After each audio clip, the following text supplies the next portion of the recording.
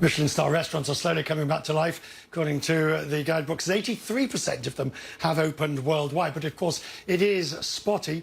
The high-end restaurants need to maintain their valuable reputations. That is difficult to do with new restrictions on indoor dining. Wolfgang Puck has had to close 2 of his restaurants. There's still more than 30 restaurants, bars and lounges remaining in the group. Wolfgang Puck joins me now from Los Angeles via Skype. The challenge, obviously, Wolfgang, is to open safely, but also to do so where you have capacity restraints that often only allow you to have 20, 30 or 40% of diners. Does this simply make the economics impossible?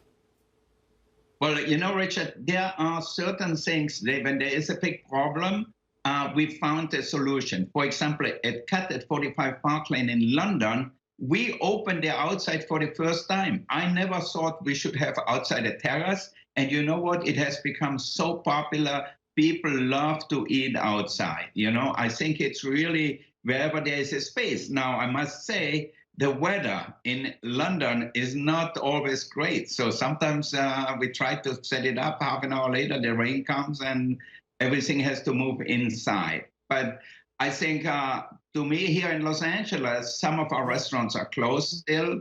Maui is still closed. So New York, we just opened, Cut New York just opened outside only. New York has the same bad weather, you know, often that all of a sudden you got a thunderstorm and then it's so it's still very, very difficult. We still have a lot of restaurants who are closed, like in Washington, D.C., we are closed totally. In Dallas, we are closed. So I think we try our best. Yeah.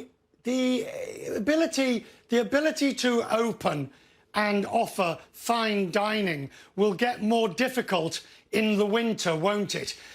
So what is it that high-end restaurants like you want from governments, from policymakers, from cities? What would make your job and life easier?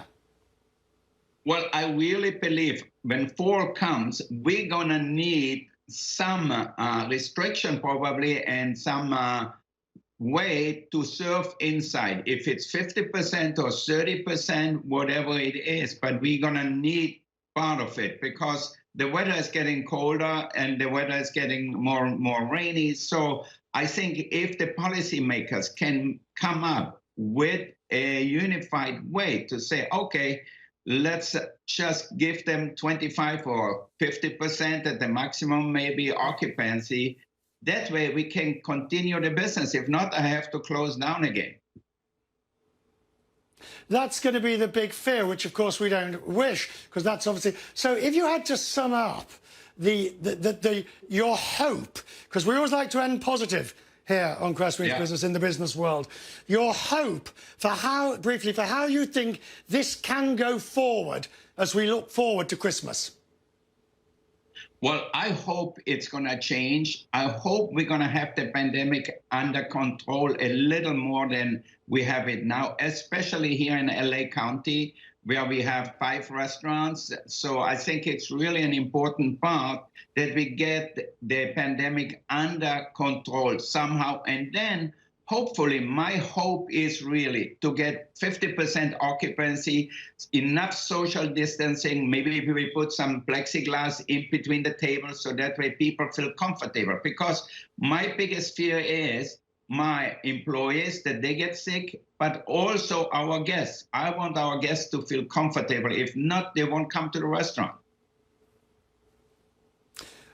You and I will meet in Los Angeles or somewhere suitably socially distanced, where we can then talk about these and other issues. Wolfgang Puck, I appreciate you joining me tonight on Crestwing's Business. Thank you, sir. Thank you.